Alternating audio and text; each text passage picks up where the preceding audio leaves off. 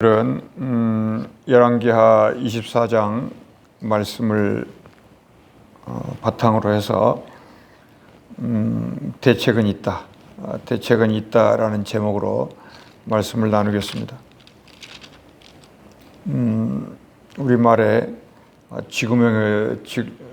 쥐구멍에도 볕들 날이 있다, 이런 얘기가 있습니다. 죽으란 법은 없다, 그런 뜻이에요. 하나님은 강 깊은 곳에 하나님의 사람들이 이렇게 보호가 되고 있었다고 성경이 기록합니다. 사막에 강을 내고 광야에 이렇게 길을 내시는 분이라는 거죠. 그러니까 어떤 경우에도 길은 있는 것이고 대책은 있다고 하는 것입니다. 아무리 어두워도 빛은 있는 거예요. 그러니까 어떤 지하의 깊은 갱도에도 거기에도 빛이 있다는 보고서가 있지 않습니까? 그러니까 반드시 길이 있습니다.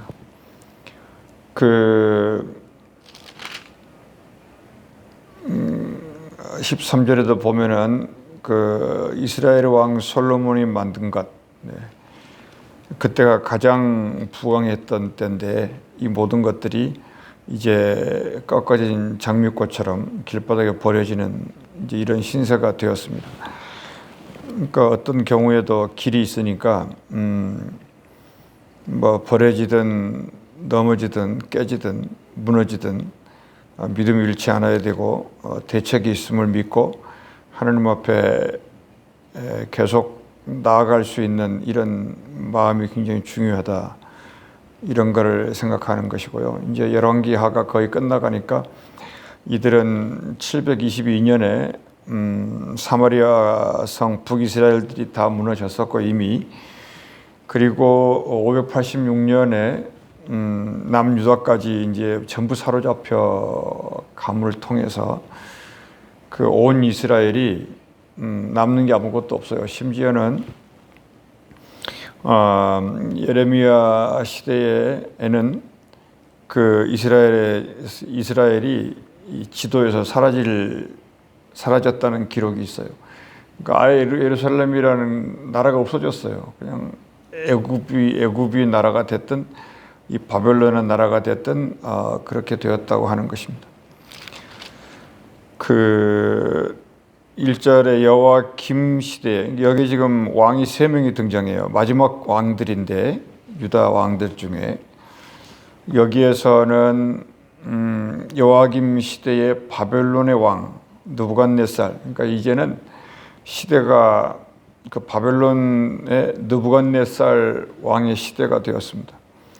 그렇지만 우리가 이런 시대를 읽을 때 항상 생각해야 되는 것은 성경은 언제나 무슨 시대였나요? 하나님의 시대였어요. 이거를 늘 생각을 해야 됩니다. 그러니까 하나님은 바벨론 시대도 만들고 아수르 시대도 만들고 애굽 시대도 만들고 다윗의 시대도 만들고 로마 시대도 만들고, 그런데 모든 그 제국들의 시대의 밑바닥에 깊은 곳에 뭔가가 이렇게 믿음이 흘러가도록 감추어 두신, 그것은 아무도 건들 수 없는 그 하나님의 시대는 그렇게 흘러가고 있었다는 거예요. 근데 사람들은 그 강줄기를 잡지를 못했고 하나님의 깊은 길을 따르지를 못했어요. 그냥 돌고 도는 세상 속에서 좋으면 좋고 안 좋으면 포기하는, 이게 거의 우상화가 돼가지고 인생살이의 습관이 되어 있어 버렸다는 거죠. 그러니까 거기에서 이제 오락가락 하다가 인생의 이제 끝날을 맞이하게 되어서 아무런 길을 찾지 못하는 이런 그 어둠에서 어둠으로 끝나 버렸다는 것이 성경이 말하는 그 대체적인 교훈이에요. 자, 그러면 길이 있어야 되는데 길을 찾기 전에 일단은 로마서 13장에도 말했듯이 위에 있는 권세에 복종하라 그러잖아요. 아무것도 가진 것도 없으면서 믿음이 있다 그래서 세상의 무력 앞에 대들고 세상의 그 포악 앞에 괜히 나타나다가 괜히 아는 척하다가 하나님이 너희들을 향하여 하시려고 하는 뜻을 행하지는 않고 인간의 어떤 육적인 불편함, 인간의 육체적인 어떤 어려움을 극복하기 위해서 나대지 말라는 겁니다. 중요한 것은 느부갓네살 시대이기 때문에 느부갓네살이 거의 하나님급이라고 하는 거예요. 그러니까 그 일을 통해서 하나님이 어떻게 일을 해가시는가를 잡아내라는 겁니다. 그것이 신앙생활입니다. 이제 그 다음 또 하나는 이때 왕들이 3명이 다 불행한 왕들이에요. 여기는 이제 다윗은 없고 겨우 솔로몬이 남겨놓은 금은보화 가지고 버텨왔었지 않습니까? 근데 그것도 지금 다 없어져 떨어져 나가는, 이제 고갈되는 거예요. 세상이 돌고 돌아요. 그러니까 부자도 부자가 아닌 거고 가난한 것도 가난한 것이 아니에요. 그냥 단말마적으로 임시적으로 너무 단기적으로 세상을 보니까 우리 인생의 눈이 소경이 돼 있고 우리의 귀가 어두워져 있다, 이런 것입니다. 그래서 이사야서에 보면은 하나님의 음성을 듣지를 못하는 이스라엘 백성을 불쌍히 여겨서 이사야를 통해서 하나님이 뭐라 그러냐면 저들의 귀를 좀 심한 말로 하면 송곳으로 좀 뚫어서 듣게 해라, 이런 얘기도 있어요.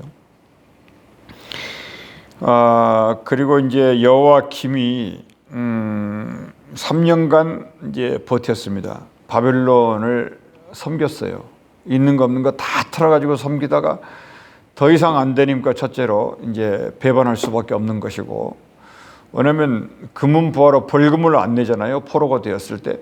그러면 뭐 아내고 사람이고 남자고 여자고 다 들어가 버려요. 그게 돈이니까 노예로 전부 삼아 버리는 거죠.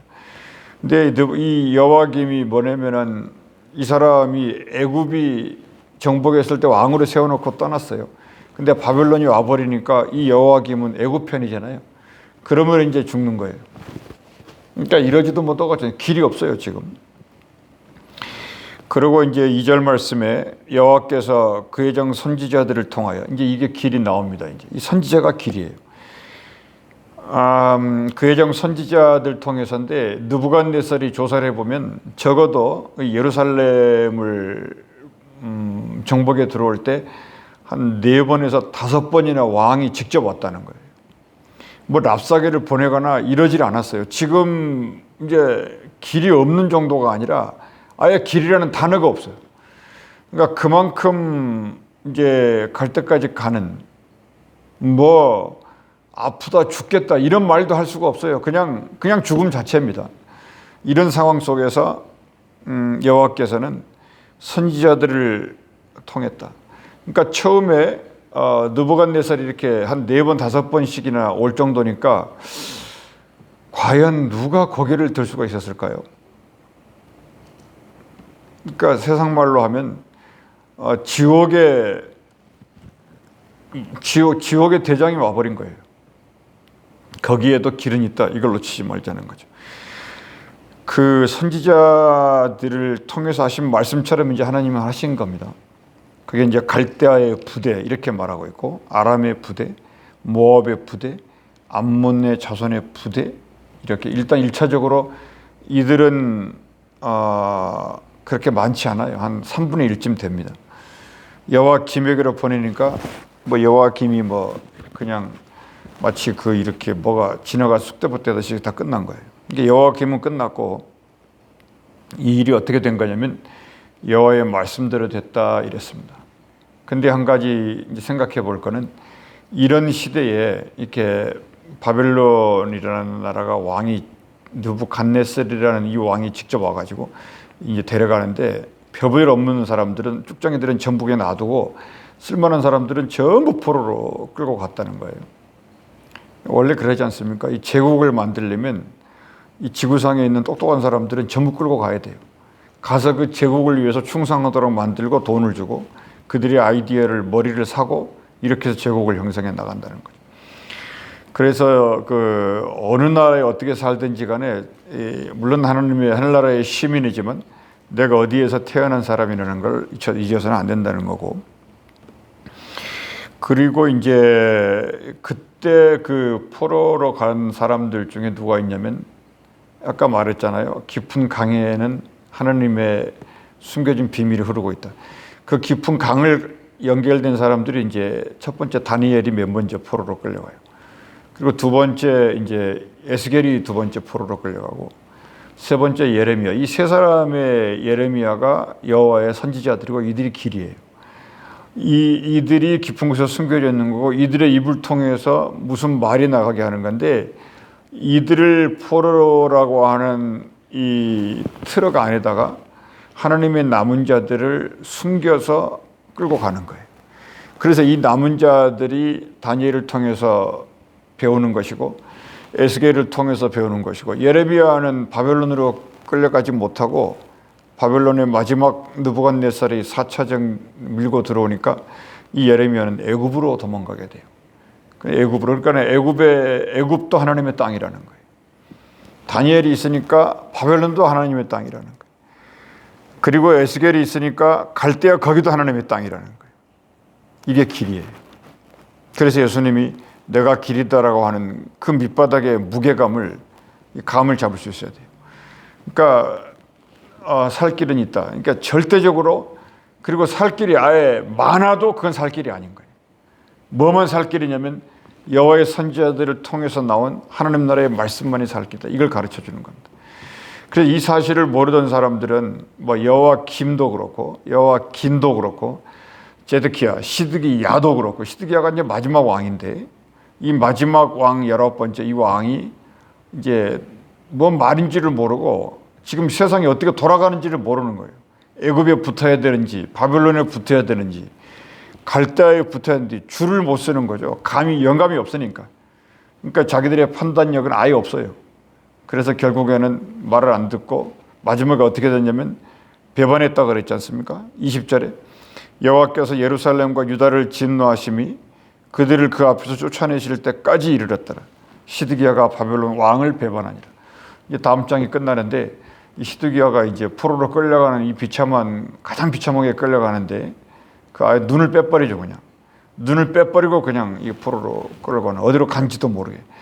그러니까 이렇게 잔인무도한 거예요. 세상이라고 하는 게. 그래서 결국에는 우리가 그 처음 교회 시대에 네로가 박해하고 또 티토스가 박해하고 오지 않습니까? 이제 그렇게 되는데 이 박해 시대에 뭐 사자 밥이 되고 로마의 그 원형극장에서 막 죽어나가고 이런 일들이 있었는데 우리는 이와 같이 하나님의 나라는 한 번도 박해가 아닌 적이 없었다는 거예요. 끊임없이 하나님의 나라를 반대하는. 그래서 예수님이 한마디 하시지 않습니까? 너희를 미워해서 그런 게 아니라 나를 미워해서 그런다고 딱 답을 내려놔요. 그러니까 이 말씀이 이해가 되는 거예요. 그러므로 그 말씀이 이제 내 말씀이 되는 걸 붙들고 오직 주님과 함께 같은 길을 가고 주의 길을 따르고 그래서 주의 안에 붙들려 들어가면 그게 길이고 진리가 되고 생명이 된다. 그러니까 언제든지 대책은 있으니까 성경에 그냥 매일 이렇게 희망 없이 써 있는 것 같은데 이 밑바닥 깊은 곳에 흐르는 하나님의 남은 자의 사상을 붙들고 예수님의 능력을 따라 함께 가면 뭔가 열매를 맺게 된다. 그런 것입니다. 기도하겠습니다. 은혜로우신 우리 아버지 하나님, 왕이 됐든 종이 됐든 그 어떤 강한 나라가 휩쓸고 지나가든 간에 그 누구도 건들 수 없는 하나님의 깊은 강이 있고 그 강을 따라서 남은 자들을 주께서는 연결해 나가시고 그 연결을 따라서 붙은 사람들을 통하여 하나님 나라의 일을 해가신 사실을 읽고 감사합니다. 하나님 아버지, 이 하루도 그 어디에 희망을 찾을 수가 없는 것은 분명합니다. 하오니 주의 나라의 선을 찾아서 주의 뜻을 따라서 한 걸음 한 걸음 영감 있게 살아갈 수 있도록 인도하여 주옵소서. 주 예수 그리스도의 이름으로 기도하옵나이다. 아멘.